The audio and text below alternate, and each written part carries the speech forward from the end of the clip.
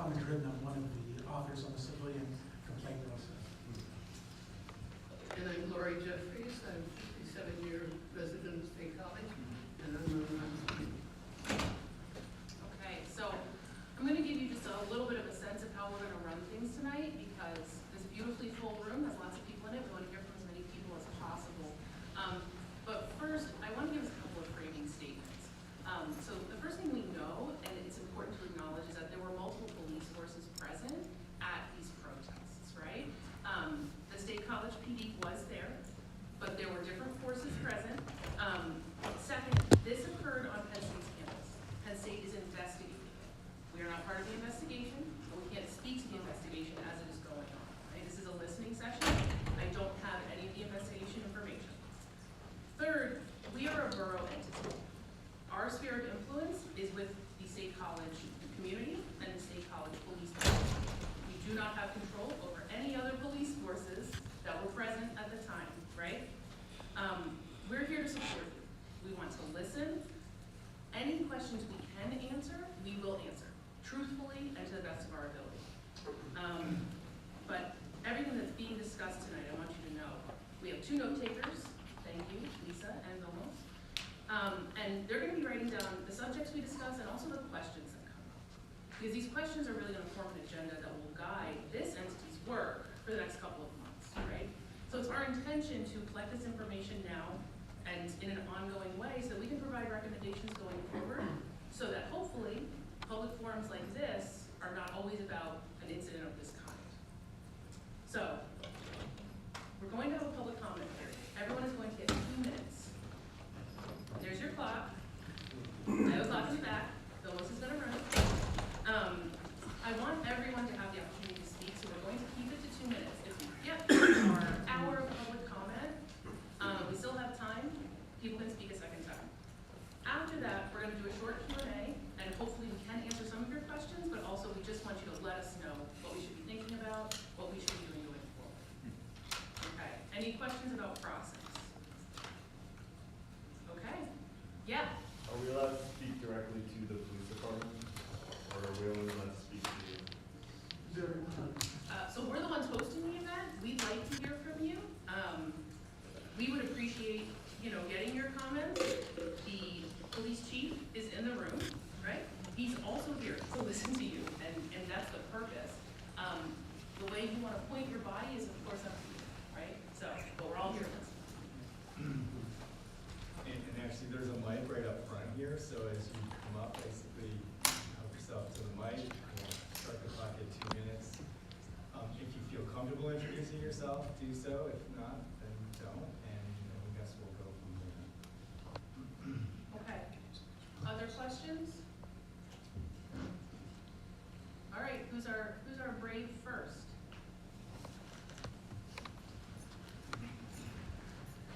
Let's see over here.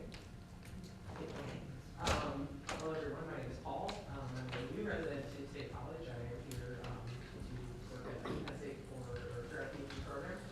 And it was actually kind of great that one of my first interactions with Penn State was this protest. It's good to see that there's an active community around these things, and it's great to see that there's an active governing board, or not governing board, oversight board that handles these types of situations. I would just like to echo and paraphrase a question and a thought that was given to me, because it definitely sparked a lot of my own reflecting on what happened. And to my understanding, the police forces were essentially there to protect the rights of Gavin McInnes' crowd. And I question as to why police were also not deployed to protect the rights of the protesters exercising their free speech right. Right? So if we're going to make sure that we protect one side of any argument, regardless of whether it's a political one or not, we're going to make sure that one party is protected. I genuinely believe that we should be making sure that another party is protected. And if that's the case, then hopefully events like the one that transpired with the mace and whatnot won't happen in the future. So that's my only comment. Thank you very much. Thank you.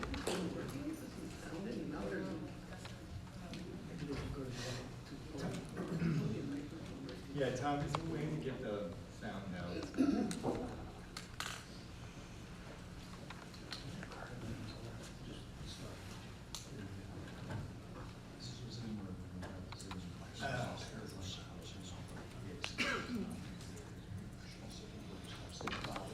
Okay. So this is a portion of it. Thing is because it's set up to run on Zoom, since this was not a Zoom meeting, if it wasn't, their systems are not on. So the borough manager just informed us that the mics are actually not working. And so I actually heard everything he said, but as you come up to speak, you can hold the mic if it makes you feel better. However, it's not gonna work at all, so if you could speak up loudly when you speak, and that would be super helpful. Well, you want to be next? Sure, just want to make a few small observations. I want to start addressing some of your first comments. You mentioned we don't control all the police sources at the protest. I want to note for the audience, they don't control any of the police sources at the protest because they don't control the State College Police Department. And I think that's easily illustrated by the fact that get one person fired, any cop, get one cop fired, any cop, do that first. That would be impressive. That would be a win. I don't care who. That's my recommendation to the police, to whatever this is. And I think you can look at the power. How much do these people get paid? Probably nothing, or close to nothing. The chief of police makes probably close to $200K a year. That's pretty good. I'd like to make that much. John Fontaine makes probably around $200K, a little under maybe. These are the people in charge. Cops make, 50, 60K. I don't know. They're doing pretty good. So this is meaningless, and I think people in the room need to realize that this is useless bullshit that they throw at you to try to distract you. And what they're going to continue to do is create more useless bullshit to protect the police, to protect the administration, to protect the systems that are currently in place. And I would prepare you, these people are probably going to come up with some recommendations in a few months or something, probably for like a task force or some shit. That task force is going to maybe generate another entity like this. The cycle goes on and on. They did it before they killed Osazi. How many cops have been fired since then? Like the one guy, they gave him disability or whatever, like whatever. So just prepare. That's what they're going to do. That's the game plan. That's why you're in this room, is to diffuse your anger, to make you feel powerless, to show you that you can't do anything to change things, because these people can't do anything to change anything. So that's what the observers in this room should understand, and you will see that they are going to continue the process of generating more useless bullshit to try to distract you, to try to divert your attention, to try to divert your energy. That's the point of this. That's the point of what they will undoubtedly do next. And they started, and these people, probably nice people, probably people want to do the right thing, they have been put between you and the real enemy.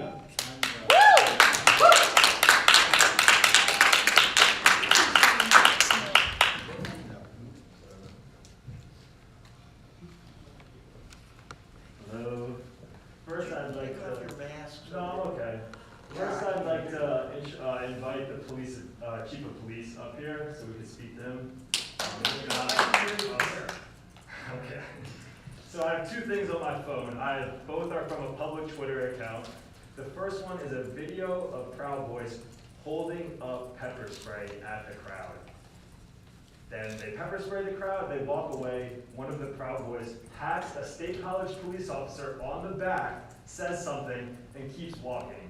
Every single police officer there saw it happen, and they let him walk.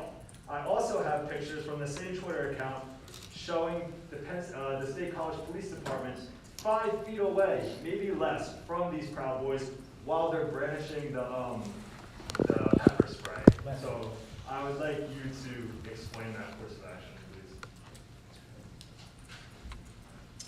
And so there'll be a time at the end for question and answer. Right now, it's just public comment. Okay, that's all I got. I would like to hear that.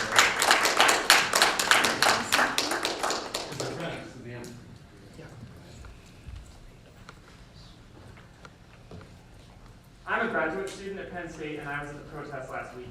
I was deeply frustrated by Penn State's allowing this event to take place, and I went to express that frustration. The Proud Boys are a violent, white supremacist group. Gavin McGinnis has a documented history of encouraging supporters to be violent at his events and target counter-protesters. McGinnis has bragged about assaulting protesters. Administrators knew this. The police knew this. When I arrived at the event and I saw not one but 4 police departments stationed outside the building, I was floored. They were there to protect buildings, to protect Nazis, to protect Penn State's brand. Police on horseback lunged towards protesters without warning. Later on in the night, a Proud Boy deployed pepper spray on protesters and journalists. I saw people running away from something, so I sprinted toward them to see what happened and figure out if there was any way I could help. Once I understood what happened, I saw someone on the ground clutching their eyes and ran to get water. I sat there for 10 minutes holding this young black man's head in my hands, pouring bottle after bottle of water to try to flush this chemical weapon out of his eyes, and I became enraged. The police stood by and watched. Following the protest, I saw video after video showing the police witnessing these people brandishing pepper spray and doing nothing. The Daily Collegian reported a protester had alerted the police 10 minutes prior to the incident with the pepper spray, and they were told they wouldn't do anything. There's even a video of a group of Proud Boys running away after deploying the pepper spray and patting each other on the back. The only person arrested that night was a student protester. So I asked, what the fuck is the point of this police force, of UPD, of the state troopers? Clearly, they were there to protect white supremacists and give the administration a smokescreen to cancel the event without blame. I want to know how many millions of dollars were spent protecting these white supremacists with horses, mace, batons, M4s, a bearcat. I want to know who authorized these funds. I want to know why we're continuing to fund this violence. In the summer of 2020, uprisings across the United States showed all of us that policing and prisons are the muscle of white supremacy. We saw a grassroots movement with a clear demand: defund and abolish the police.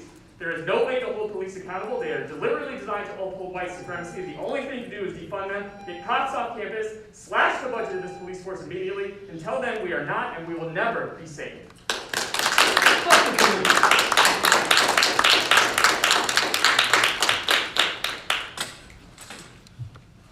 Yeah, please. Hi, everybody. So, I'm a law student. What that pretty much means is two things. One, I don't know anything that I'm talking about when it comes to the law, and two, if I try to pretend that I do, you can sue me. However, there is also another thing that I am. There is a thing called the National Lawyers Guild, which does this wonderful thing that makes what they're known as legal observers. And really what they do is, you know how photographers and reporters are pretty much not a part of the protest, but their whole job is to make sure that things are going down the right way. The legal observers do pretty much the same thing. I was there. What you were just talking about before about the person who alerted them, that was my friend. We were standing right next to them as we walked up to the cops who were standing there and saying, hey, this person's brandishing a can of pepper spray. The person keeps brandishing this can of mace. Are you going to do anything about it? No. Okay, cool. This person is currently spraying people in the eyes. Are you going to do anything about it? Mm-mm. Okay, this person's been pepper sprayed and they're moving away. Are you going to go get them? No, that would escalate the problem. There's two of them standing together. Actually, the video shows three. And are you going to do anything? Okay, are you going to go find them? We have cameras. They were wearing pretty much the same merchandise as a lot of the police were wearing that night. A lot of, riot gear, fully covered except for the eyes. I don't know any cameras that we have on campus, but I don't think that they're X-ray cameras. So, really the weird question is like, why does this exist? Why do the cops think that we can just do nothing? It was obviously shown that you can mobilize pretty quickly. Those horses snuck up on us, the people who were there. However, they couldn't move the horses to go catch some Proud Boys. The university president couldn't say enough to call them Proud Boy. They just said that the protest got violent, to insinuate that the protesters were violent. No, it was just the Proud Boys who were there. But honestly, everything that I observed that night was just infuriating. But the thing that I always thought was like the weirdest as I went through my recollection is like the can of mace that they were using was the same can of mace that I saw in all the cops as they were doing their final clear out at the end of the night. Ain't that weird?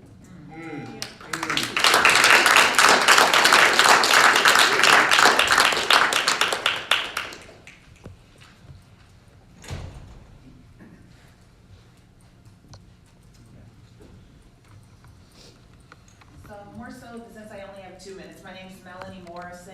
I am a founding member and the secretary of the 320 Coalition for over 3 years now. So I just have questions I'd like to get on the record because I think that's very important. There were over 100 officers, at least in riot gear. I don't have exact numbers. Were SCPD officers among those, or were those in riot gear entirely state police? Currently, how much riot gear does the State College Police Department have? We're talking not only helmets, face visors, body armors, gas masks, but long-range acoustic devices, water cannons, etc.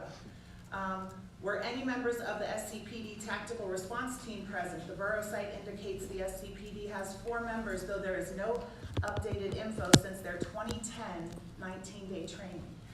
Per borough and SCPD understanding, which law enforcement agency, State College Police Department, Penn State Police, or State Police in general took the lead on this, was responsible with planning for and the decision-making during the event on the 24th? What is the protocol for deciding on extreme protection measures such as drones and horses? Is the State College Police Department in possession of body cam footage of the events of the evening of October 24th? And will the public be able to see that footage? And how can we get a hold of that footage? Thank you.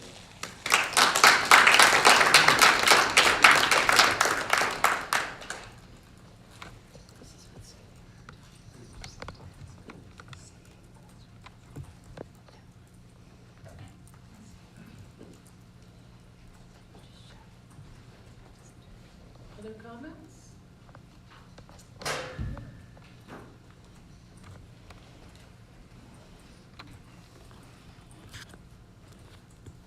I'm gonna keep this brief. I really don't want to get too emotional. My name is Hayden Freed. The morning of this rally, I wanted to gather information. I'm from New York. I was not aware of all of the laws in State College as to what my right to protest, what I can do if I wanted to go inside.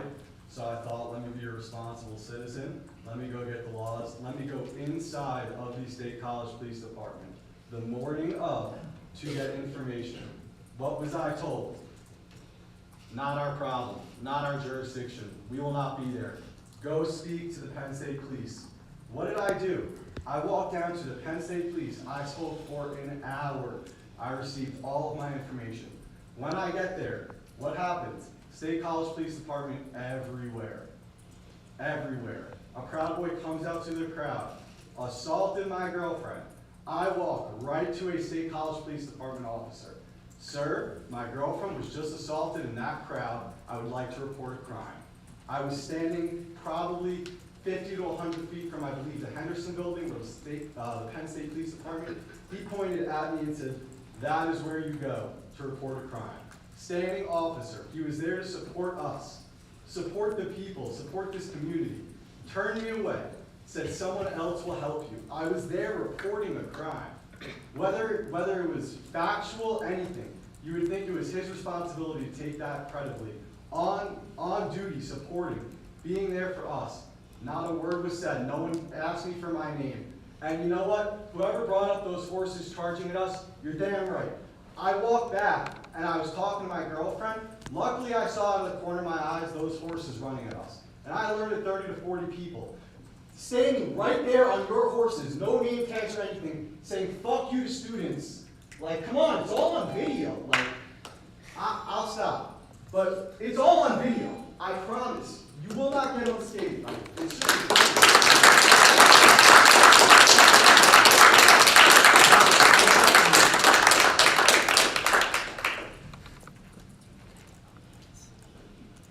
My name is Nick Presley. I've been living in this town for a long time, been here 20 years. Been on the wrong side of the law, a lot of you know. Been plenty of time incarcerated in a back correctional facility. I just have one question, really. Is if the State College Police Department wants to find unity with the community, then it's important to me, I think many of the folks in here at the State College Police Department stand in solidarity with the community. We can't say we want to find unity and then remain mum when children get attacked by violent hate groups. I really think, and I watched the Twitter, I watched the social media feeds, I saw the release of Penn State statement. I didn't see any other viewpoints being presented there, any viewpoints from the community. I think it's important that the State College Police wants to be a part of the community, which I think that's what your goal is. We need to stand with the community, we need to uplift community voices in our public-facing personas. I do a lot of work in politics these days. I'm not here to talk about what I'm doing for my job, but suffice it to know that I know what a good comm strategy looks like. I know how you can connect with people. I know that there are ways to do this. If the State College Police Department wants to be a part of this community, which from what I understand you do, then you gotta stand with us. You can't be quiet while violent hate groups are attacking children. You can't be quiet. If it wasn't y'all, and y'all, I'm telling you, I've seen the video, I know the patch. If it wasn't y'all, I was getting patted on the back by these violent hate groups on the way out after attacking children with a weapon, then you gotta say, hey, this is messed up. Those other police, and I understand the thin blue line thing. I get it, you don't wanna call the police departments. If it wasn't you, then call out the state police. We don't believe that these children should have been charged at by forces while the violent hate group was getting away scot-free. I would love to see something like that.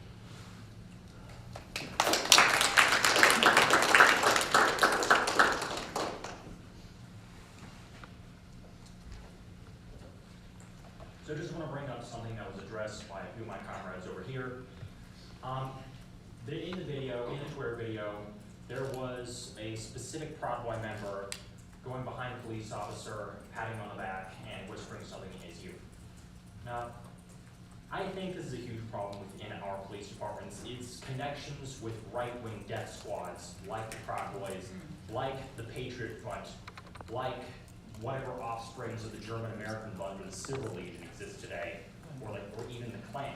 We've had multiple police officers down south, and even up north, and even in the west, in California, where I'm from, who've had connections to violent hate groups and had signed agreements with them to protect them.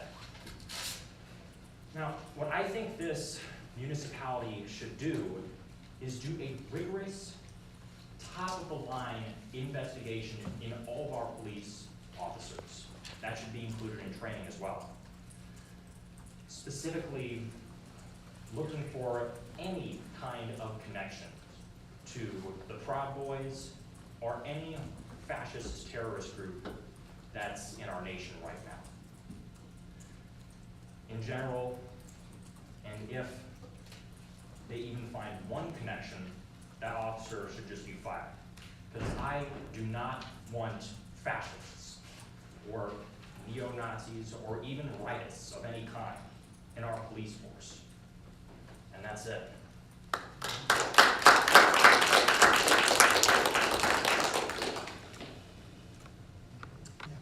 So, I was there for most of the event. I just showed up because I just wanted to see what might happen. And to add a different perspective, I have to say that I don't think that the behavior of the police was unprofessional.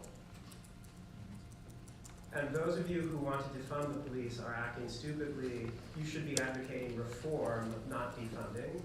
Because if the police actually were defunded and completely shut down, crime would skyrocket and there would be no one to help you. That is not appropriate politicizing. Boo. Sir, my right to free speech trumps your non-right not to be offended. Thank you. Keep going. That's all.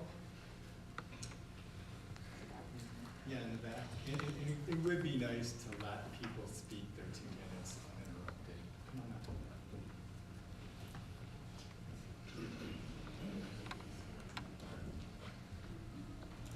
Hi everybody. I know that we were told leading up to the event that the police would be there to protect us. We knew that they weren't there to protect us ahead of time, but that's what we were told. We know that the police were actually there to police protesters and not to actually protect us. The white supremacists knew that you weren't there to police them. They stood next to you and laughed as Alex Stein entered the crowd and sexually harassed a protester, and then they dapped you up as they were walking away after they assaulted protesters. They knew that you weren't there to protect us. They knew that you were there to police us. Police officers use horses as weapons against protesters for getting too close to this building, I assume. A mounted cop yelled, "Fuck you" to protesters while he was on duty at the protest, which I would say is not very professional conduct for a police officer. Multiple police officers shoved me and my friends away from a Proud Boy that had gotten into the crowd because the police were more worried about policing the protesters rather than protecting us from these white supremacists that had expressed that they were going to be there. So this Proud Boy had gotten into the crowd. Police officers shoved me and my friends that were around this Proud Boy, who had a lit cigarette in his hand, was trying to burn people. My friend that was pushed by a police officer had a bruise on his chest that night because of how hard he was pushed. Multiple police officers, as we've heard, let white supremacists spray protesters with mace, fist bumped white supremacists that attacked protesters. So I just want it to be completely clear and in the record that these police officers let violence happen to us that night. They did violence to us that night. And I just want to finish by saying, we don't like you, we don't trust you, we don't need you, and we do not want you.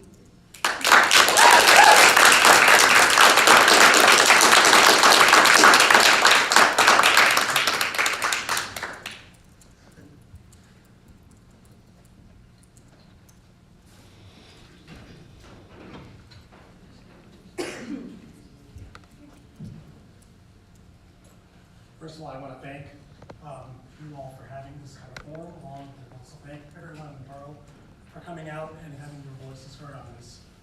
I was not there at the protest. My name is Gopal Balachandra. I was not there at the protest. I was at home celebrating a very important Hindu holiday, Diwali, and so I was not going to let our event be sullied by what was going on with the Proud Boys event. I want to speak, though, so my information on this is admittedly secondhand, but there are some questions which I think need to be answered for the community. Number one is that who were the police departments and who were the police officers that are there depicted on the video?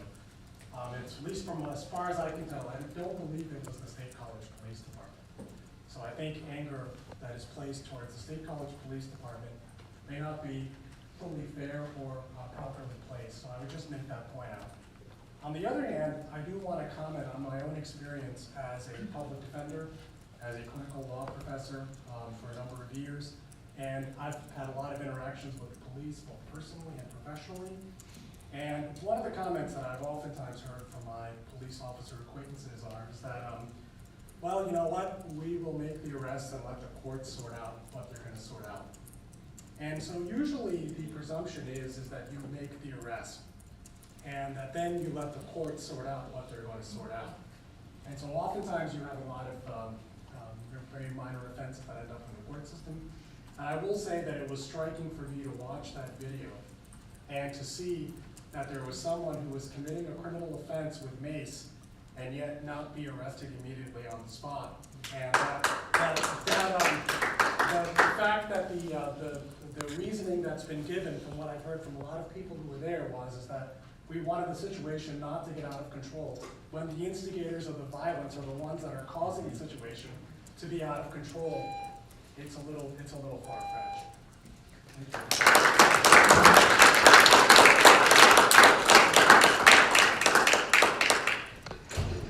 Yeah.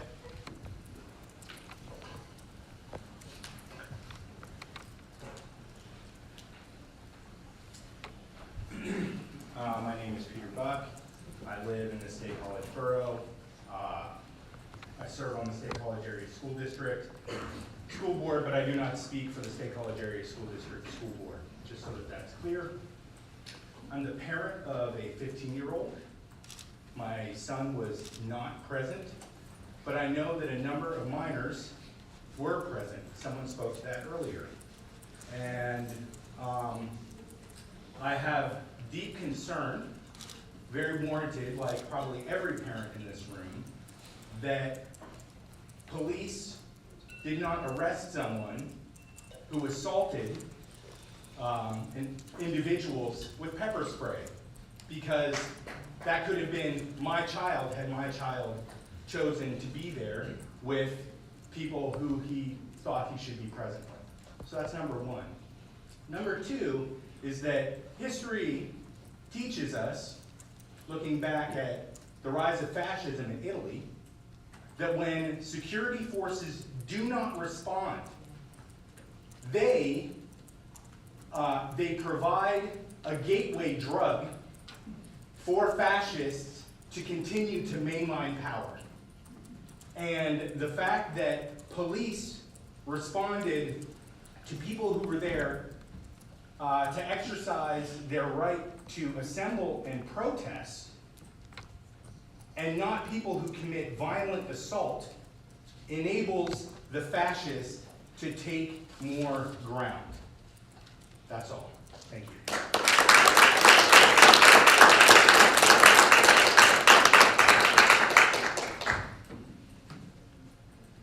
I just have a couple of questions. My first question is, just to be on the record, how much money was spent on security forces that night?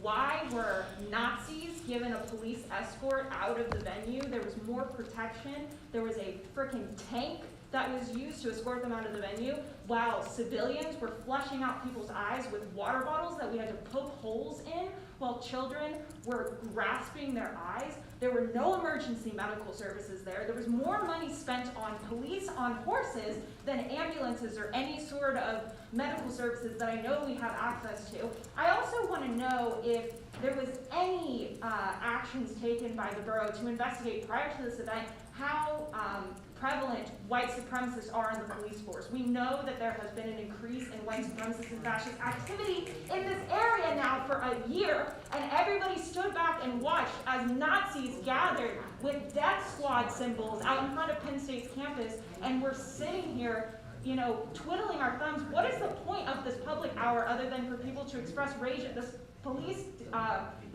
precinct that continues to get money after money, funds after funds, to do nothing other than to embolden and protect and often participate in white supremacist activity in our community?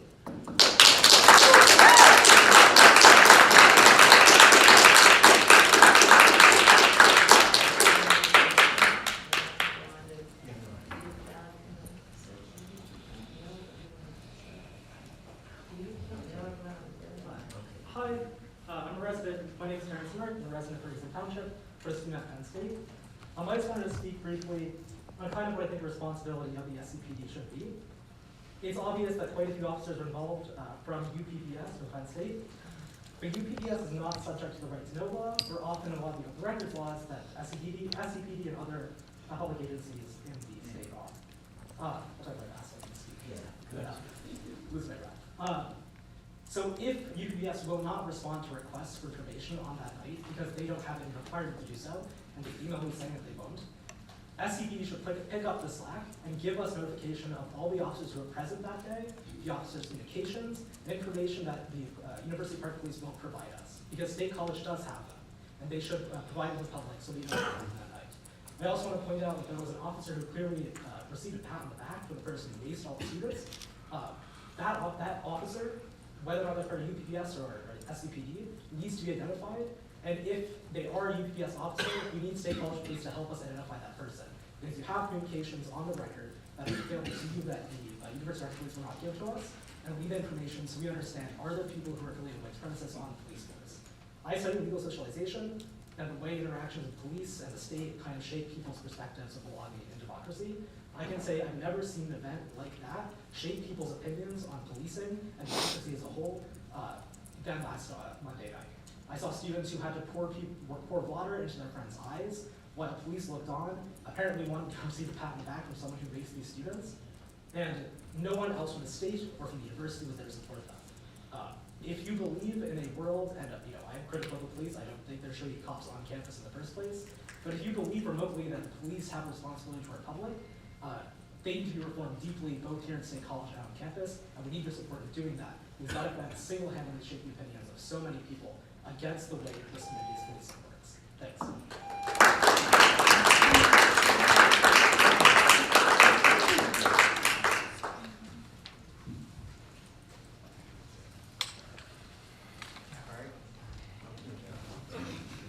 Oh, there's someone else. Come on.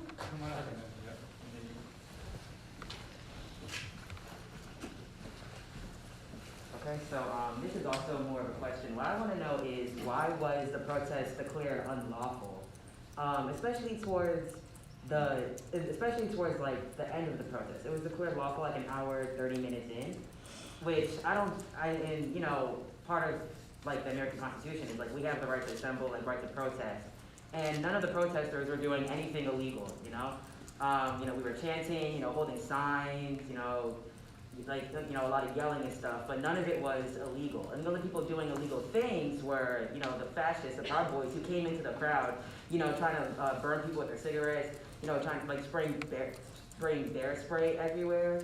And none of them were arrested, but then a student was. And the fact that it's only declared unlawful so late into the protest, so that seems to me like they were trying to control us, you know, not to answer my own question, but it's either like, if you think it was really a problem, they would have canceled they would have tried to stop the protest like that from the beginning. I think they didn't they know that we have, like, they know that we're like speaking facts here, and they know that like we're like on the right side, but they don't want to admit that, so they're like, okay, we'll just control them by declaring it unlawful instead. They're trying to scare us off, and I think that's also why Campus had a Together We Are event. They're trying to, and the speak by the journalists, they're trying to just take energy away from the protest, because the people running the show, they don't want institutional change, especially not in the way that the protesters did. All right, that's it for me.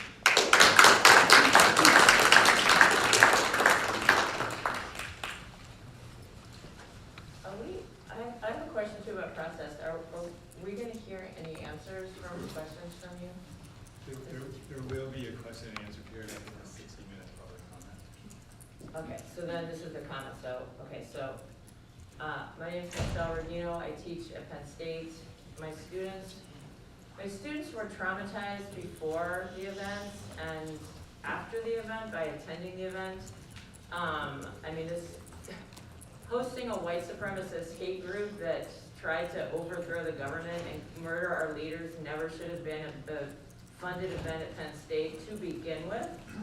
And it seems like if it did happen, which it obviously happened, the police should have been protecting people who have a First Amendment right to protest. Not the people who were doing the bear spraying and throwing the punches and doing the violence, which was all the fascists. And that should not be a surprise, because that's what they've done in all their other events, and worse. This was a peaceful event for them. So I guess my comment is, I'm outraged that Penn State had this event. I'm outraged at every institution that participated in enabling it. And I really want to hear an apology. And I really want to hear that this will never happen again. And part of this event tonight is to everyone to share the facts, so we can have a plan to make sure this never happens again. And that if ever a protest, which is completely within everyone's First Amendment right, it's not unlawful, were to happen again, the protesters need to be protected. They need to know. I've heard that from students that the police ran in the opposite direction when the fascists took their bear deterrent out and sprayed them, and I saw the footage, that they went away, that they drove with a police car quickly, fast, through the crowd of protesters. We can't have police adding to the violence and running away from the violence, or the, I'm guessing, $100,000, maybe a little bit less, of money that Penn State spent on security was a waste.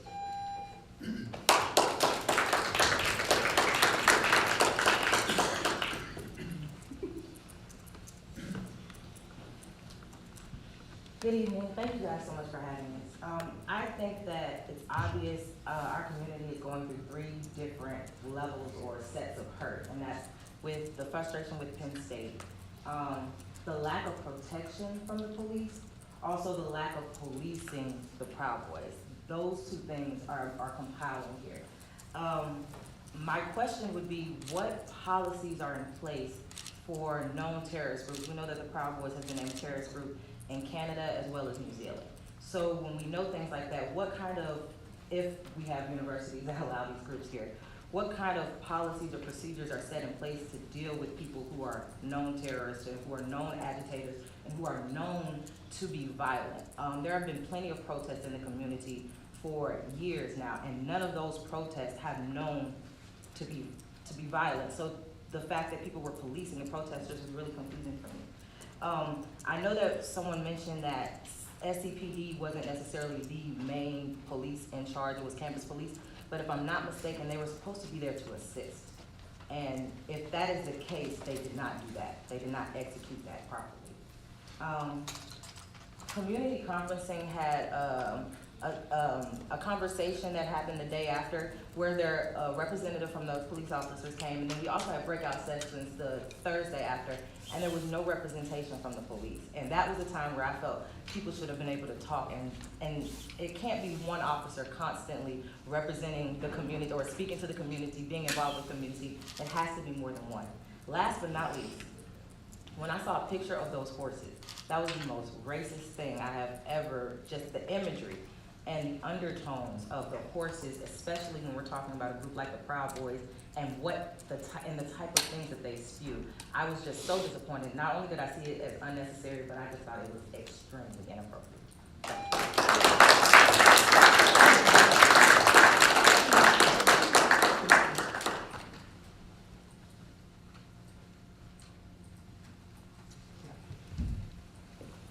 So I'm trying to be the optimist that I usually am in this situation. My name is Divine Lipscomb. And I can't, right? Because when you know better, you do better, and we knew better. We had conversations before this happened. The community is justifiably upset. And I was sent footage by someone who was maced. And I couldn't make out the patches of the officers who let him walk by. I couldn't make out the patches. Because there were two different patches on the officers who stood there when I went to the protest. When I arrived, there were no police there. There was one officer, 2 EMS. What happened? Where did they go? So there wasn't enough protection, and the protection that was there wasn't for the people. So why was our police there? I'm talking university police, I'm talking Penn State police, SPCD. Like, why were we there if we weren't doing our due diligence? Do they deserve representation and protection? That's disputed. People are gonna say yes, some people are gonna say no. But the question is, we witnessed actual crimes taking place. I speak from restorative justice practices. I am never going to advocate for someone to be put in handcuffs. I lived in handcuffs for a good portion of my life. But there needs to be accountability. Who are we going to trust to hold people accountable when the people who are supposed to be accountable always disappoint us?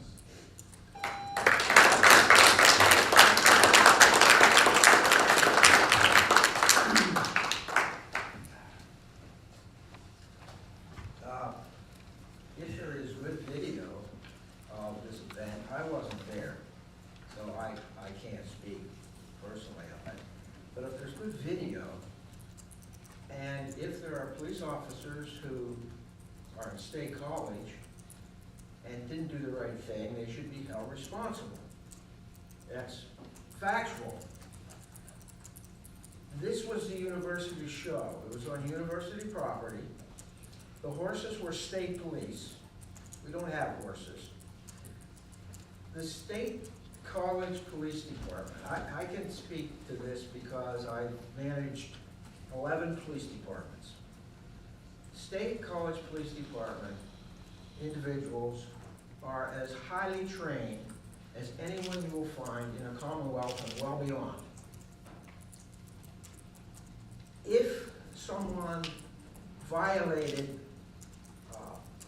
someone else's rights, we should look at the video and find out who it was. You can't condemn State College Police if they didn't do it. And I doubt that they did, because I know how well they are trained. So it's okay to be angry about what happened. I guess, I wasn't there. But don't condemn the State College Police Department like it was their show that they did it. If they did, they will be held responsible. If they didn't, Well, let's acknowledge that they weren't part of the bad thing that went on. Now, maybe they were, but they will be held responsible if there is video that shows this.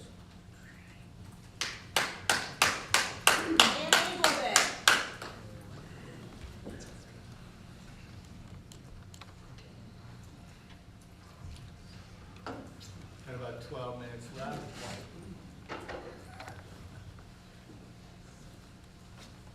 Yeah. Or actually, you're Sorry, go ahead. Oh, no, go ahead. I also wasn't there. There is video. I think there's pretty darn good video and pretty darn good coverage.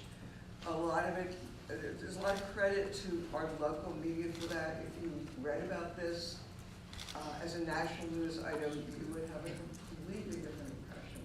So I think kudos to Senator Daily Times for really covering it. I appreciate that very much.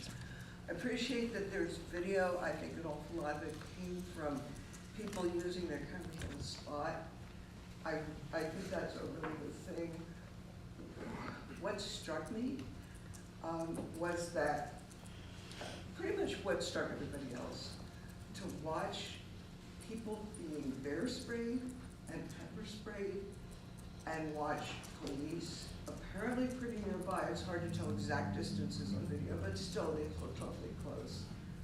Doing nothing, and I'm thinking, I don't care whose gig it is, whoever those police were, if they saw a crime in action, it would have been their job to do something about it. It happened in front of them.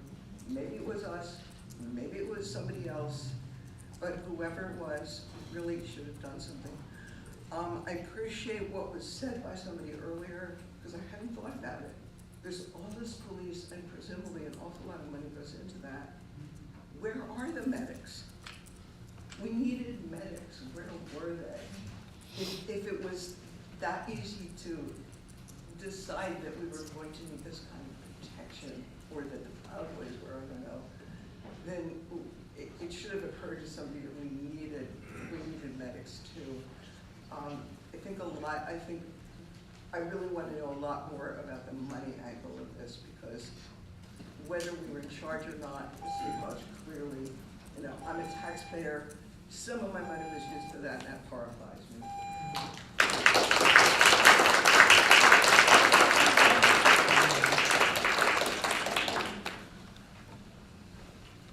Just speaking facts from people who were there, was well documented. I wasn't there personally either, but I've seen the video. I've heard multiple accounts from multiple people.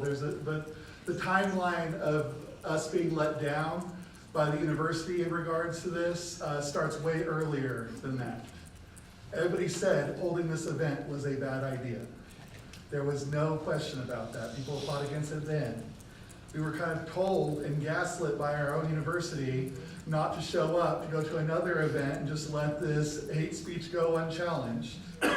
And I just feel like equating people who want to stand up against hate speech and people who want to give hate speech, show up with bear mace, harass protesters, that's a false equivalence, and that's not deserved. Also, the response, the equating here, when you're equating this, you're treating our speech like violence and their violence like speech. And I just feel I'm proud to go here. I'm a very proud student of the law school here. And I just am so sad and ashamed with my university that we would allow this to happen.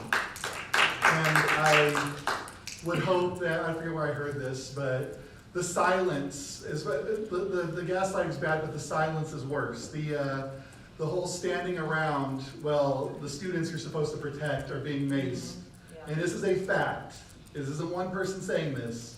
Multiple people from across many different vantage points are saying this. So saying that it didn't happen because I didn't see it is not fair. But really quickly, if you sit at a table with a Nazi and there are 10 people at that table, you have 11 Nazis. Thank you.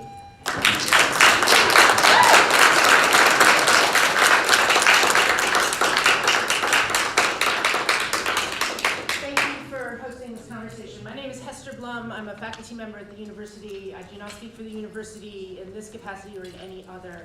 And I will not speak about the university's response in this forum, which is about the State College Police Department's response. And I've been moved to stand to speak for two reasons. One is in response to the man who spoke before on behalf of the State College police officers. What you're hearing in this room from the community is that the community does not trust, does not feel supported by, and does not believe in the mission of this police force to protect the community, which includes the university and the residents of this community. And instead what we heard was an absolving of all responsibility because of a sense that personally these are good dudes. That's not what the community is asking here tonight. The community is not asking for individual good work on behalf of a system that you have heard from person after person in this community has failed the community institutionally. Even if every member of the police department and its functions in this room believes that you are all decent, good dudes, if you're standing in a spot and you see brother officers, sister officers participating in harm towards community members, the job that you presume to do is to combat that bad action, to combat that bad behavior, not to say, wasn't me, I'm a good guy. That's not what this community is asking you to do. And I only want to close by saying the famous line used to defend the exercise of free speech, credited to Voltaire about defending to the death the right for someone to speak speech that they do not agree with. Yes, certainly, but it doesn't mean that that defense gets directed at those who protest that hate speech.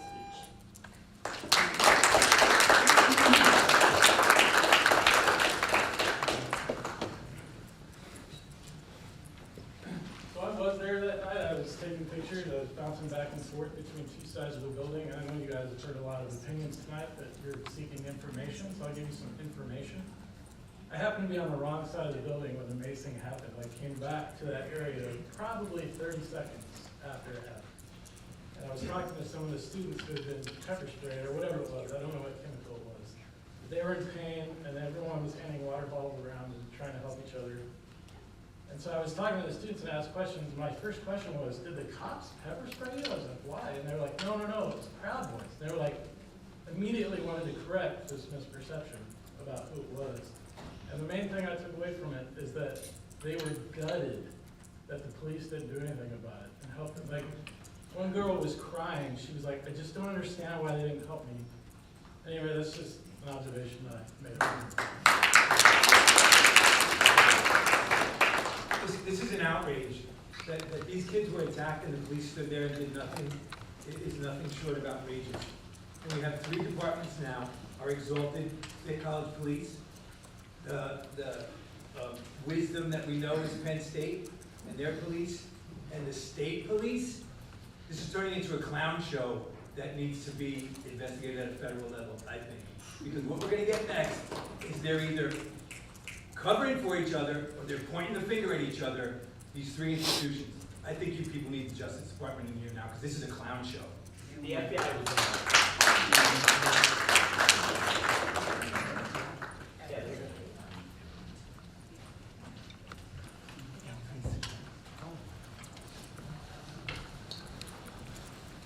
So I went to the police 2 times that night during the protest.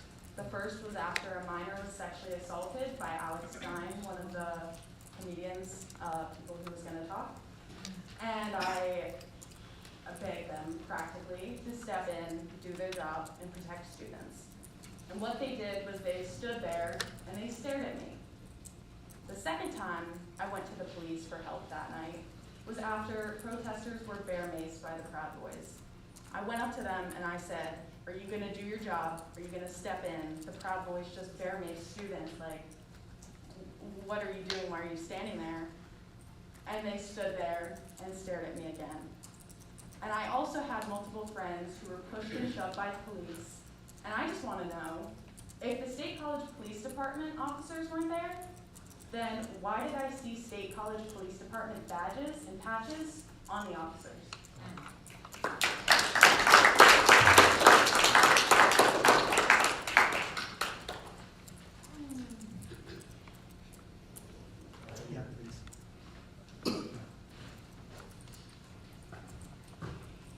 Hi everyone, my name is Robert Ziegler.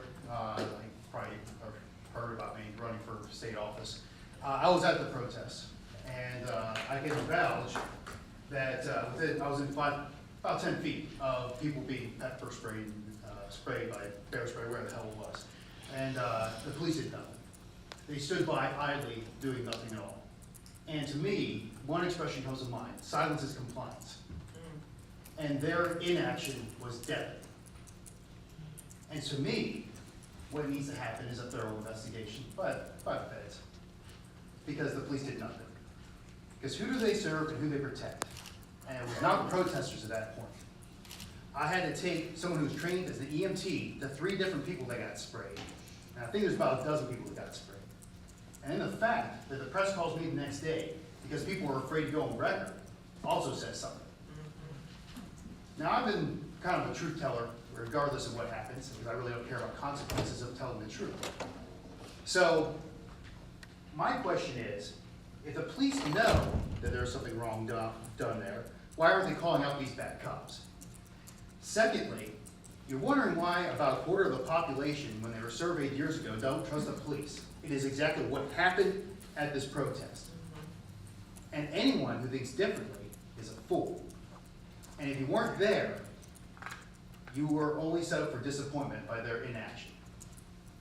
So that's all I gotta say.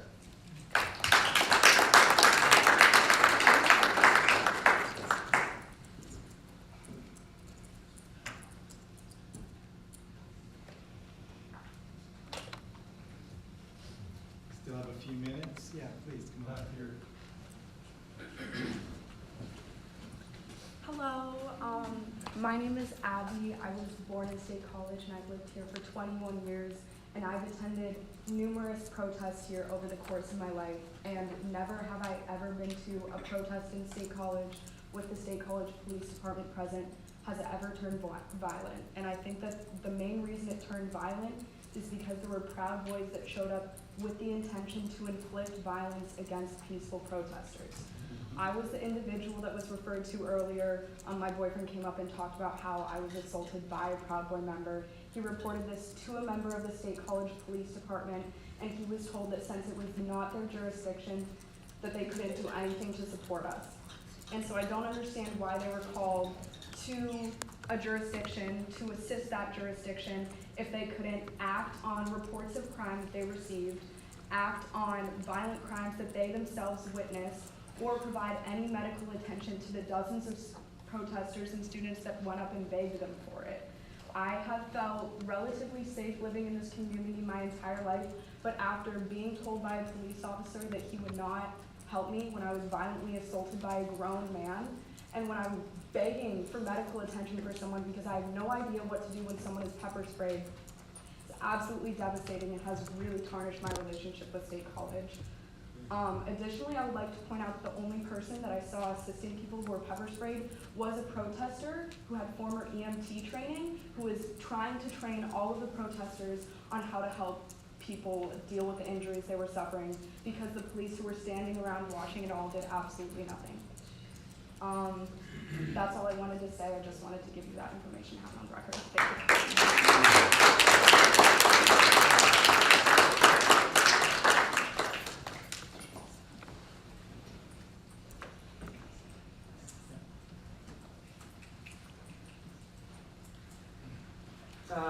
Everybody else has already said literally anything I could possibly say. The only thing I want to add is that I'm a journalism student. My name is Nick Rabata. You might have seen some of my footage on Twitter.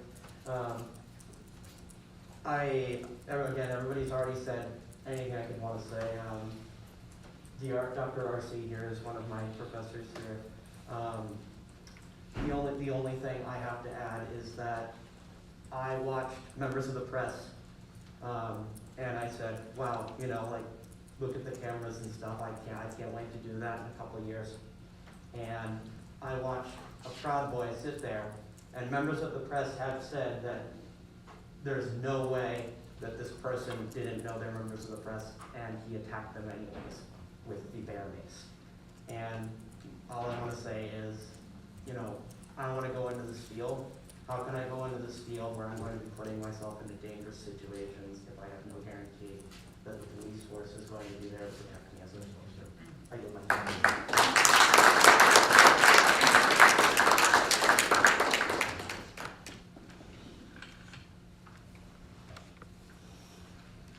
Anybody else?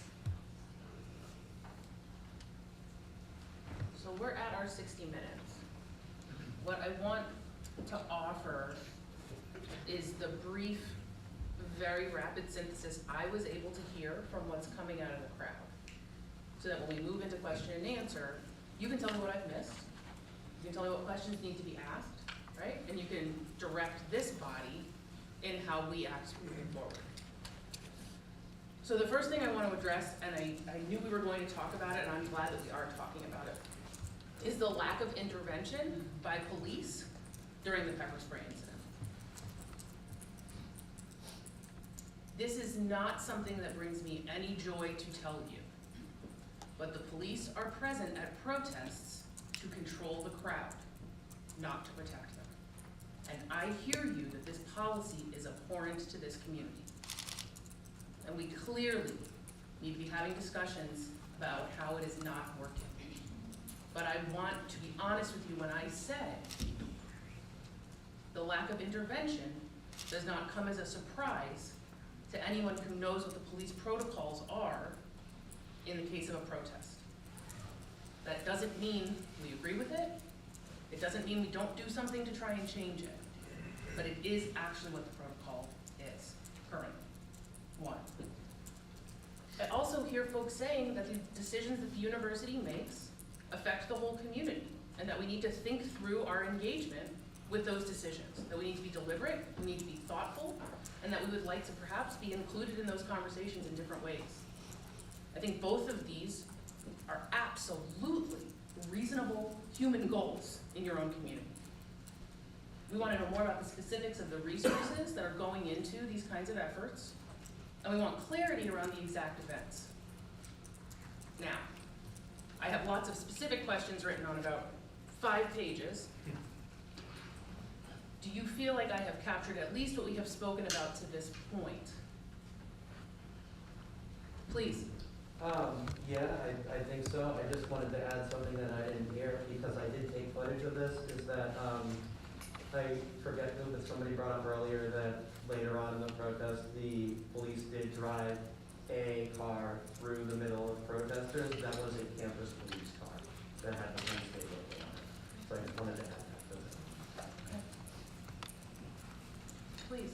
What was the for your question, what was the actual chain of command for jurisdiction during this event? Because I find it a little odd that if State College Police Department was called to play a supportive role, why did State College Police Department not have a say on whether the event occurred or not? Right, like if you're gonna call on us to act, we should also have a say in whether it's something we should be doing or not. I think that's insightful. I can tell you that whoever has jurisdiction has command in these situations, and that police forces assist one another in this general area in these ways often. But whoever has jurisdiction has command. Yeah. So this goes on to what I was talking about earlier. What exactly are the disqualifications for being a police officer? Specifically, are you not allowed to be a part of any group? I wish I could answer it. I can't, but I will find out. In the back. Yeah, I think I wanted, kind of going off of what he was saying about chain of command and jurisdiction, what is the actual process for these police departments when they do have to collaborate together? I mean, I work for a nonprofit organization, and we collaborate with other nonprofit organizations all the time and get 50 people across multiple organizations to all work together, so I can't quite understand why 3 police departments that are in the same area just couldn't figure it out. So what is that process? What does that look like? Who had to make the call to call in for assistance? What is going on behind these closed doors that we're not seeing? Yes. I think there was the other question about who was actually responsible for not conducting the arrest. I think that's another open question, that which police departments were involved in the lack of arrest. And I guess like there might be protocols about crowd control, but that like I mentioned earlier, that argument, that reasoning doesn't seem to hold much weight when, in fact, it would probably lessen the risk of crowd being out of control if there's an arrest for the person who is essentially committing the crime against the protesters.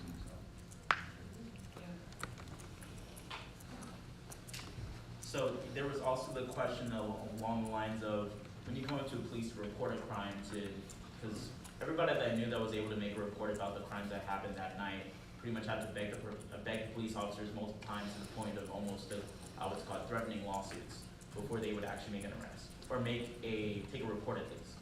Is that protocol when they're just in a support role? That I can't answer, but I can find out. Yeah. I was just gonna, I think that something that you didn't mention was like the lack of emergency medical services.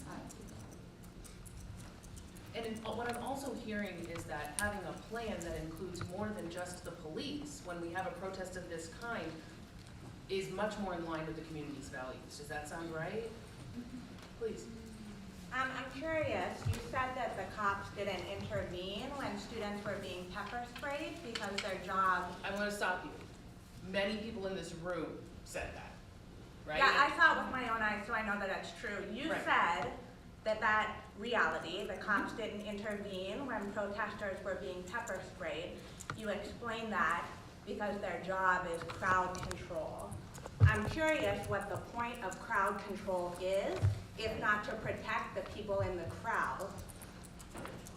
It is to, I mean, this is going to sound harsh, but I want to be honest. Protecting a protesting crowd is about property, right? Wow, so you came right out and said it. It's property over people. When we're talking about control of a protest, yes. I mean, then my next question to you is, how can you look at yourself in the mirror? I don't work for the police. I'm here trying to improve the situation. I hear you. I hear you. Maybe another question. What's the point of you hearing me? What's the point of this meeting? What's next in terms of material changes? We're going to have to gather the information before we know what the changes will be. Yeah. So it was my recollection from being there that it was the Center County Sheriff's Department officer that got patted on the back. Imagine if I went up and patted you on the back and break my skull in. He was able to just escort, aid and abet, which is a crime in the Commonwealth, by the way. He was able to aid and abet these fascists to get away. What kind of response is there going to be to that county official who allowed those 4 individuals to get away? That's what I want to know.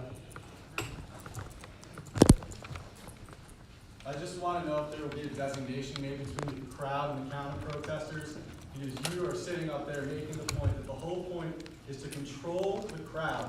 How can a crowd be controlled when it has been infiltrated by violent people? That seems like the best way to control it would be to remove them so we can go on with the peaceful protest. I don't disagree. I'm giving you what I know the protocol to be, and I'm not condoning it. I'm providing information. Please.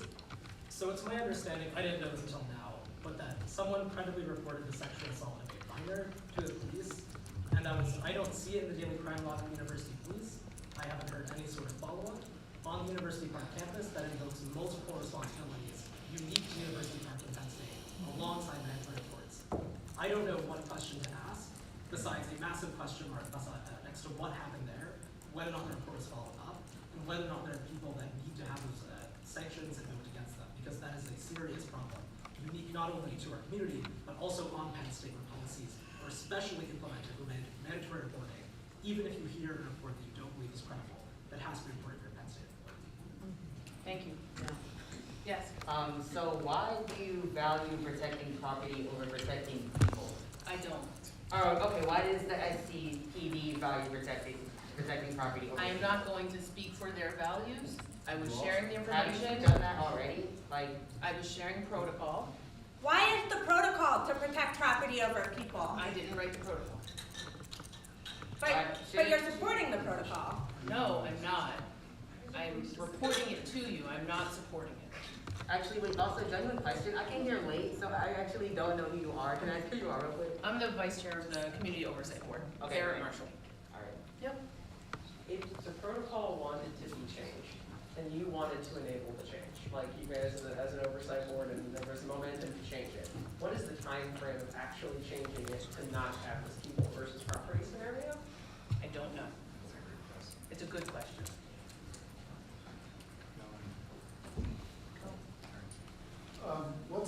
Are you pointing at me? Behind you, and then we'll answer your question. So, as the secretary of the coalition, I'll try to make this as quick as possible. We had always held our protests on Sunday. It was just kind of something that happened. The one time that we decided to shift our protests to a Saturday, specifically for the purpose of gaining more attention, which is to push policies that need to change along. We were called to sit in a meeting with borough leadership, with State College Police Department leadership, and we were told that that was specifically because they wanted to protect us as the protesters. So when it's convenient, they're protecting us. But when it's not convenient, that's not policy. It's just very, very shady. I just wanted to point that out. Thank you. Chief, please. A couple of things I feel compelled to weigh in response to Ms. Morrison's response there is, it has always been our philosophy to protect the protesters. It's not when it's convenient, it's always been our responsibility. And to answer the young lady back here, in terms of SCPD protocol, we do not value property over human life. I think that would be ridiculous to do that. What we are saying here, as part of that, being part of that force up there, is that our primary function and role is crowd control. That's keeping competing elements apart that don't like each other, okay? That's first and foremost. We have to do that. And sometimes it looks, to the layperson, it looks like the police are doing nothing. I will tell you this, at the end of the day, the university has authority over any crimes that were committed up there. I can tell you that individuals were identified that night, and I still believe there are follow-up investigations taken. I don't want to speak for the university, but I do know those 4 individuals that the people said that they saw being whisked away, they were identified by the FBI. So there's some misinformation out there that these people just walked out of here scot-free. That's not the case. I would like to ask what training the officers and the forces involved have in dealing with people like these fascists, who their whole point is to use the crowd against the crowd. They know more about crowds than almost anybody else there, and they are able to manipulate individuals into behaviors that drive a response that creates division, mayhem, and a lack of trust. And we're seeing that this evening. And I think it would be very helpful for this community to know that our officers and whatever support staff are trained in, if it's even in getting into crowds themselves to either de-escalate situations or to intervene in strategic ways. I'm not saying that they haven't done that, but I would feel a lot better as a taxpayer, a parent, and an employee of the university to know that that had happened.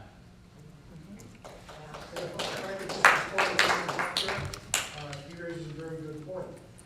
There's no doubt in my mind, I wasn't there, I was homesick on my back, so that's not an excuse, but I wasn't there. But I can tell you, there's no doubt in my mind that that group, or any group that opposes another group, part of their intent is to create that turmoil. It's to divide police forces. Police do not have unlimited resources. If we go in there and you have to arrest 4 or 5 people, it could take 10 or 12 officers. Now you're depleting your resources, okay? It's a simple, I know some of you people don't want to hear that, but that's what goes There's a plan to how to deal with these.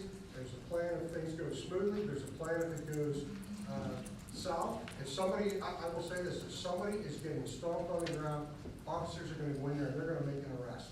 There's no doubt about it. No doubt about it at all. I want to make that perfectly clear to everybody in this room who fears that the police are going to stand by and let somebody be beaten to death or within an inch of their life. That's not true. Well, I was gonna say, we'll just go across the room, go ahead. Okay, so I have a question for this gentleman, and apologies, can you also let us know again who you are? Yes, I'm John Gardner, the chief of police here in the state. Okay, you're the chief of police, great. So, what happened with those 4 individuals? You said they were identified by the FBI.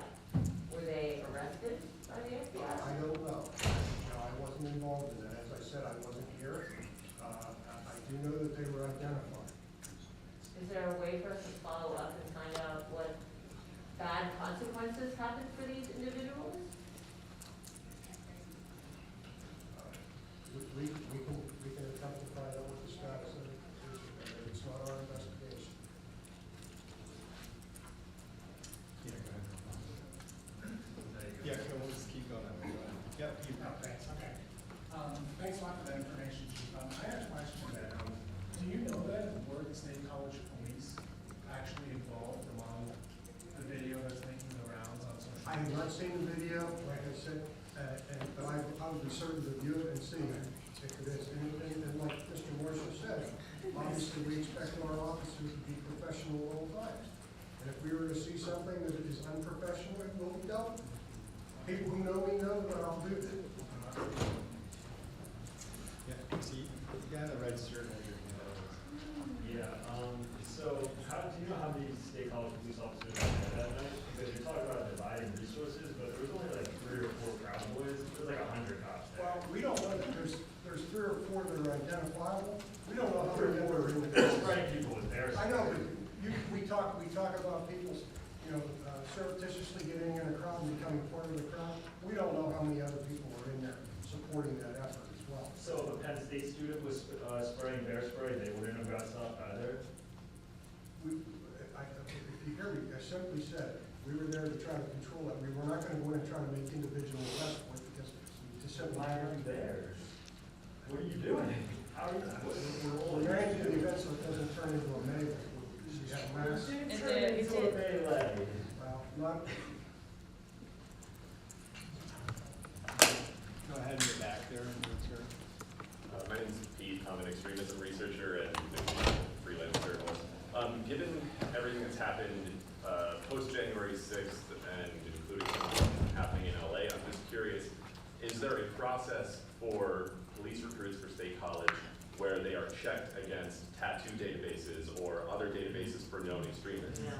This is something that an organization I'm contracted with has been doing a lot of work on, and they're trying to make police departments safer for the public by keeping those people out. So what is State College doing about this? Are they taking any action? Because given the pat on the back that we still haven't figured out, there's just a lot of questions up in the air right now.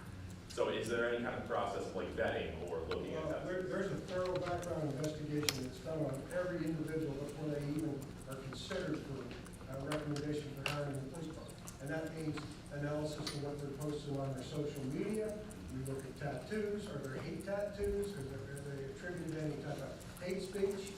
And what have you. So I want people, and then they go through they have to take a polygraph examination.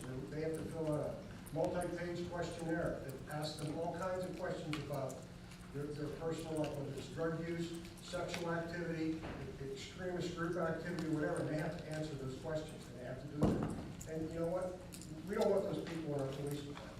We don't know them enough, because you can see we have, our public, they deserve better than that. So what happens after they go through that process and they're home, of course? Because some of these men were radicalized after they became cops. Well, we have to be attuned to that. We have to look for signs of that. Because once you get hired, you don't ignore them. They're not on forever. We've had to take action against officers for other reasons and gotten rid of them. Because they're not compliant with policy, or they want to go their own way and do things their own way. And it doesn't mean once you're hired, you're good to go for life. So there are means to deal with problematic behavior. So, yeah, right. Yeah, I would just add to his question, so like if you're doing all this research and you're scrubbing their Facebook pages and you're looking at all these things, what's the actual protocol for what would disqualify somebody? Like, what would you have to find on somebody's Facebook page? Because, I mean, you're saying, oh, we're looking, but you're not telling us what you're looking for. Like, can we make that criteria public? You're looking for extremism. Okay, but what do you consider extremism? What you consider extremism might be different. Like, what I'm saying is there a list of criteria somewhere that could be made public? That's all I'm asking. And that's duly noted. That's a fair enough question. Yep, next question. Yeah, there's a drag show in North Carolina this weekend that the Proud Boys attended. I met face-to-face with the police, and there are images from video journalists and photojournalists who recorded face-to-face conversations of soon-to-be retired police members being confronted by Proud Boys to join after they retired. Like, will there be anything put in place to follow your officers 2 to 3 years after leaving the force? Like, you train these people to be able to kill someone on the spot. Like, they carry a gun for 15 to 20 years, and then they just go out on the street for the next 2 to 3 years. My mom's a CEO. She gets a no-compete clause. She's not allowed to go out and work anywhere else. Are you doing something with officers, whether they retire, they're forced off the force, they move away? What is done to officers who leave, who in that 2 to 3 year can radicalize, as we hear? And they are very good at that. That's what they are targeting. Is something going to be done about that? I'm not sure we have the authority to come. Once somebody leaves our employment, I get the concern for that. But it's the same thing you have with the military. I know the military has tried various things and have done a better job when people leave the military. But, the bottom line is somebody's gone from my employee 2 or 3 years. I have little to no control over it. But it is something to consider, yes. So, but just so you know, I did note your concern about, because from a policy standpoint, what you're suggesting is a possible policy that could be enacted. A no-compete, yes. Similar to what we have in business, what we have for law enforcement. You're not allowed to join any violent group or another police force or any other social service role after being forced off the police force or retiring. It's your choice to retire. Well, right now, there is a law called Act 57. And it used to, the old thing is you had problems with somebody. And a lot of times, if people pass, it's called pass the trash. You get rid of somebody and you're forced to move on. Now that all has to be disclosed. If somebody leaves our employment, we fire them or whatever, we have issues, that now has to be disclosed to any hiring department that is even considering it. So yeah, in terms of them working, leaving a job and going to another, that all has to be disclosed. All right, so we have time for about 2 or 3 more people, and I'm going to keep working my way around you next. Yeah. So a few minutes ago, you said that police would not stand by if someone was being stampeded. So I have 2 questions. Why did police stand by as multiple students were getting bear maced? And why did police, without any warning, come up and almost stampede protesters with their horses? Well, that's state police. I have no control over the state police. Okay, that was their operation. I wasn't there.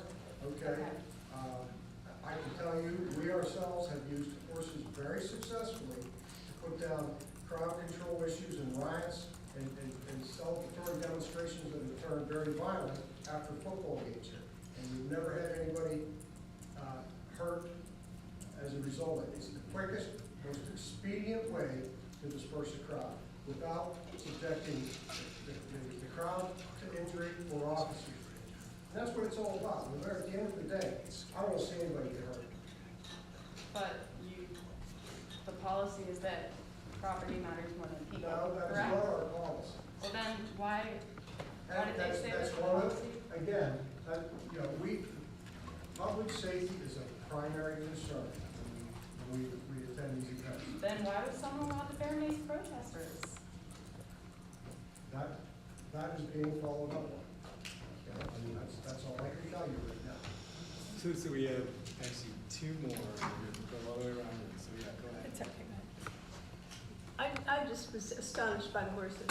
I mean, it's a little camp, that area, teaching that building. It's a ridiculously small patio area.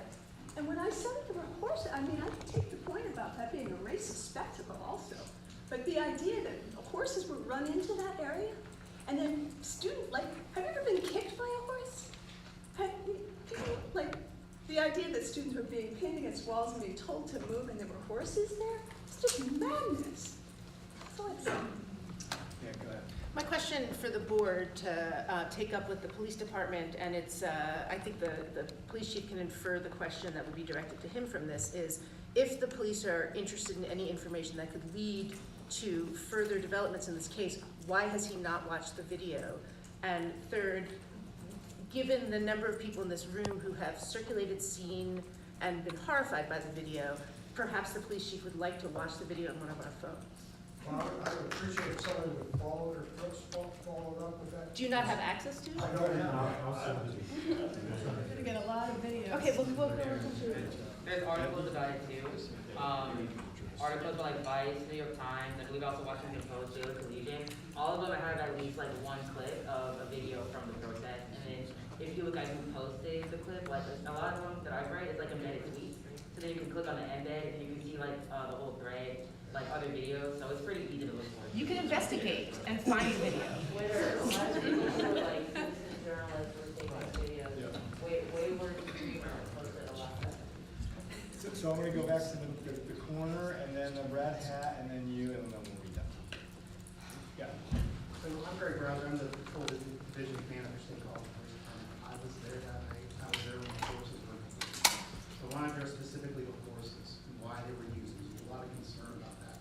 As the chief said, they've been used countless times in our area with positive results on crowd control. They were called in to the point, if you watch the videos online, there's a YouTube video out there that's like 50 minutes or longer that covers the protest from beginning to end, specifically when those horses come out. It is immediately preceded by a fight that broke out inside the crowd that had to be broken up by the police, separated.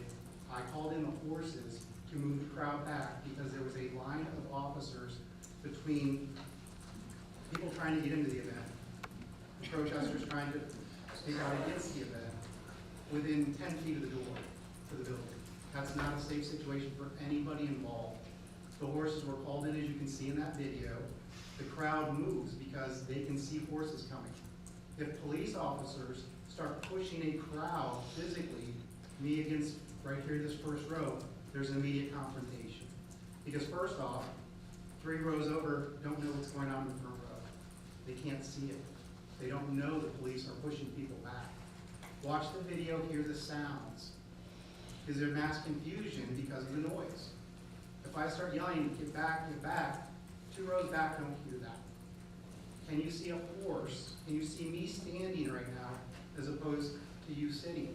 This is the perspective that a horse officer provides to a crowd. Everybody in that far back row can see me. They see me coming. They know we need to move back. That horse line moved that crowd back approximately 20 to 30 feet, creating that buffer. To our knowledge, we have received no reports of anybody being injured by that tactic.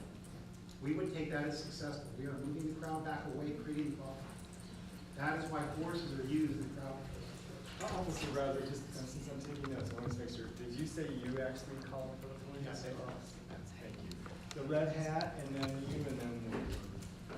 Yeah, so I have 3 questions. One is a direct response to what you just said.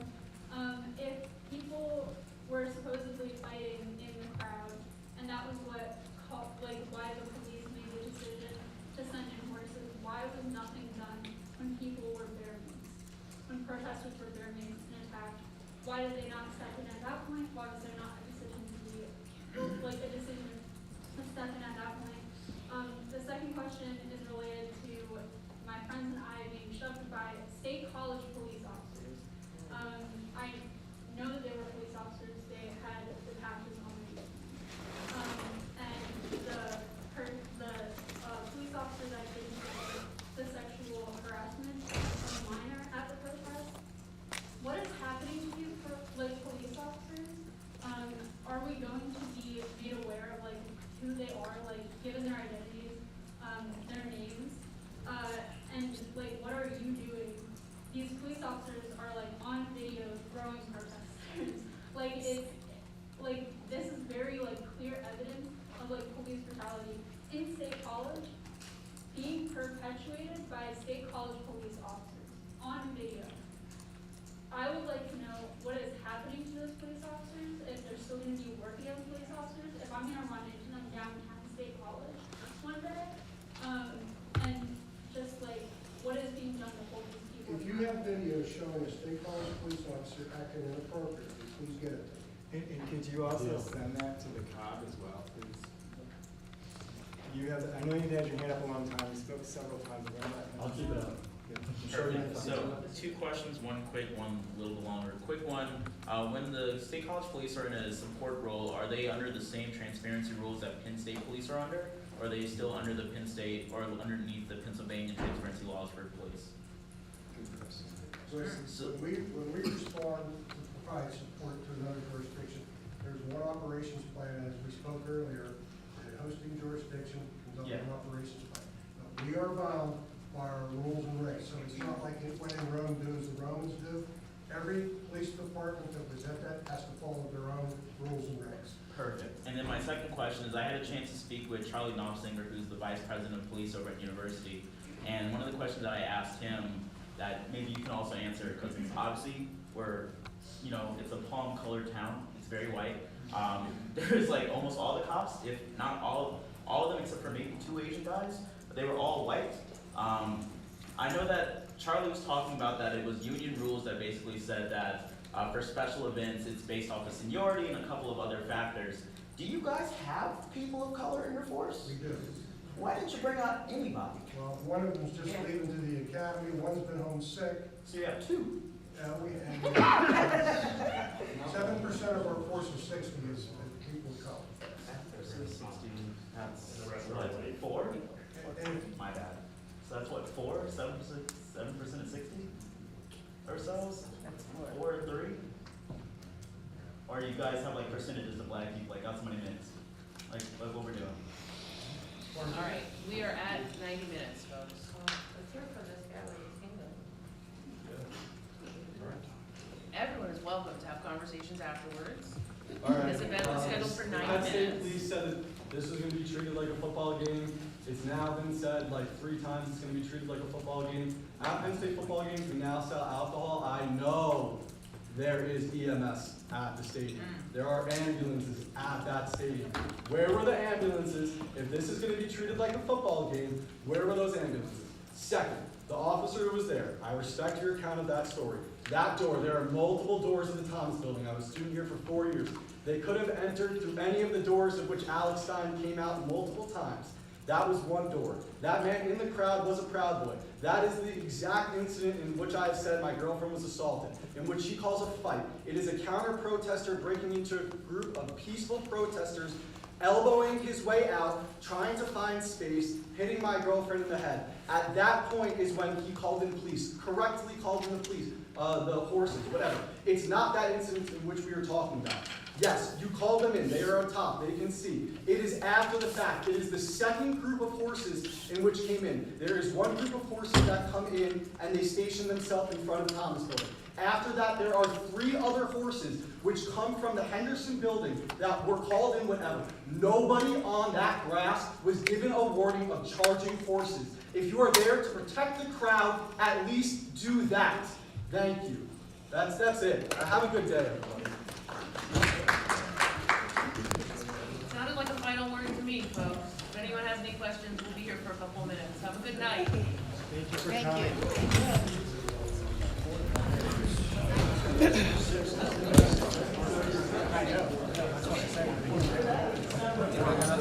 Oh, I was going to do the same thing. I filmed the video.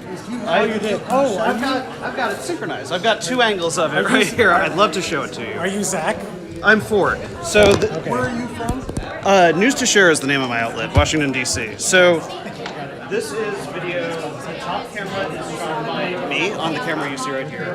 The bottom camera is, I'm sorry, the bottom camera is me. The top camera is Zach Roberts. So, we're standing essentially opposite directions from each other. 5 people, kind of right in the middle. He's pointing the mace canister at the crowd.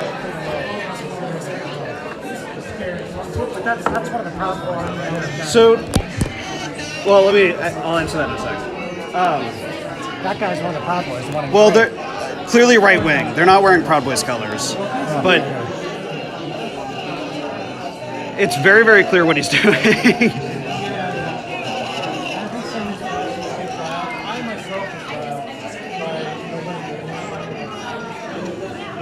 Is there a way you could send this to me? Of course, yeah, I'd be very happy to. But so And so when I get maced, these dudes are running away. These are the officers who people have been talking about today. Communicated briefly, but with some officer there. So I had a question for you because. By the way, I am still live, so I'm recording this conversation. Okay. Yeah. You're welcome to ask me whatever, No, but I just because- wanted to be clear about that. Yeah, what I wanted to ask you is that was the person in front over here, like right up here. When you look at this video, this is where, and I may have misunderstood what was going on there. In which case, because I thought this person right here, that's a police officer. Is that not a police No, officer? the person with the visor or whatever is not a cop. In fact, from my understanding, is our officers did not don their helmets and that until well after the fact. Okay.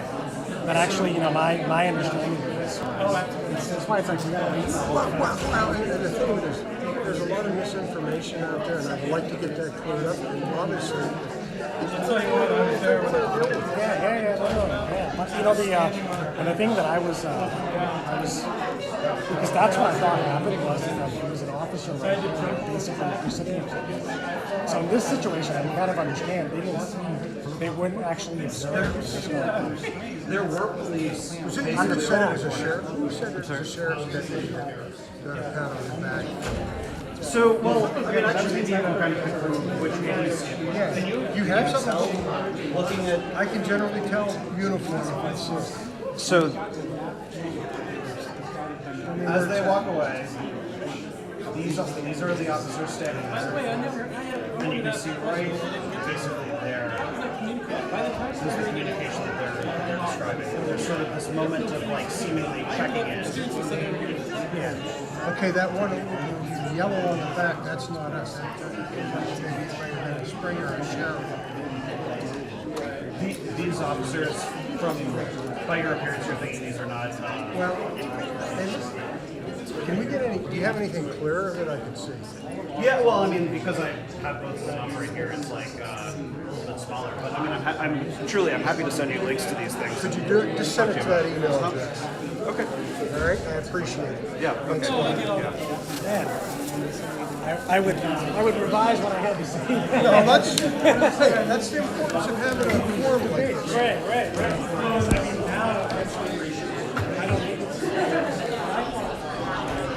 What I said was that this is Actually, I'm sorry. I had a question for you. You said that the FBI has identified those people? They were stopped that night and identified, I think. It's not our investigation, It's not our. so we don't so have I that don't have information. first-hand information. Respectfully, did the FBI tell you that afterward? Like, how do you know I heard that? that through other channels. I can't know where I had it. That particular night, I was advised that they were stopped and identified by the FBI. Is what I heard. Are you able to confirm that the FBI was on campus that night? I wasn't there, so you're talking. I was flat on my back for a week and a half.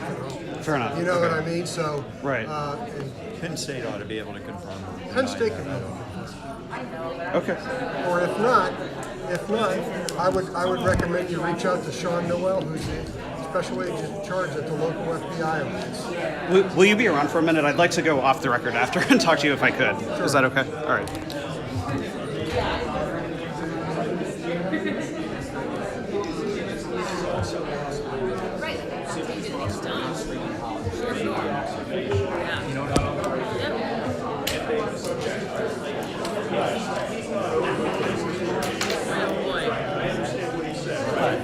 Make it out.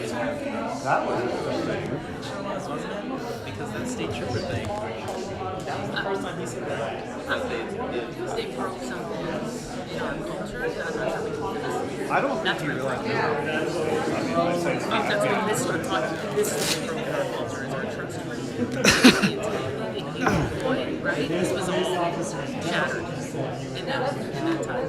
Hi. Hi, I'm one of the journalists who got maced on that night. I'm really sorry. No, that's part of the job.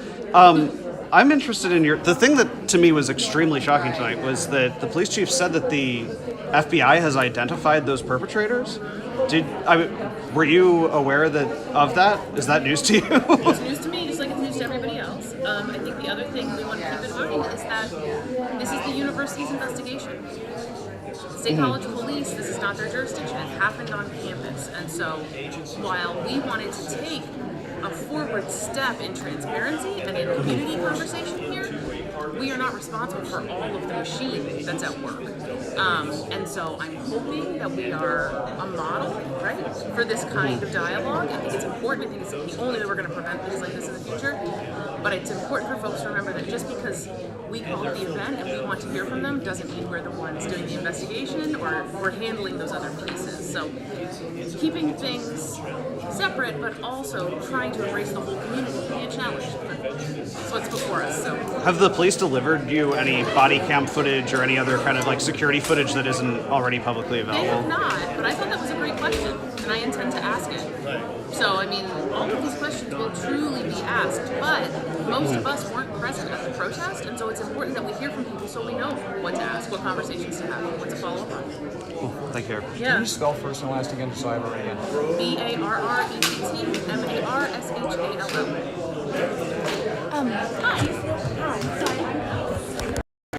Okay, so there were a few really interesting pieces of kind of breaking news, I would say, in that chief among them, that the police chief said that the 4 perpetrators were identified by the FBI, which came as surprising news to me. Certainly we'll try to follow up on that. He gave me his card, and so I'm going to have a bit of a chat with him at some point later about that. Because it seems that this community is still trying to identify them, and yet he sort of seemed to indicate that at least someone in federal law enforcement that night identified the individual sort of in question. So I will probably have a detailed sort of Twitter thread about this later, but like, share, subscribe, all that good stuff. I'm going to head off the street.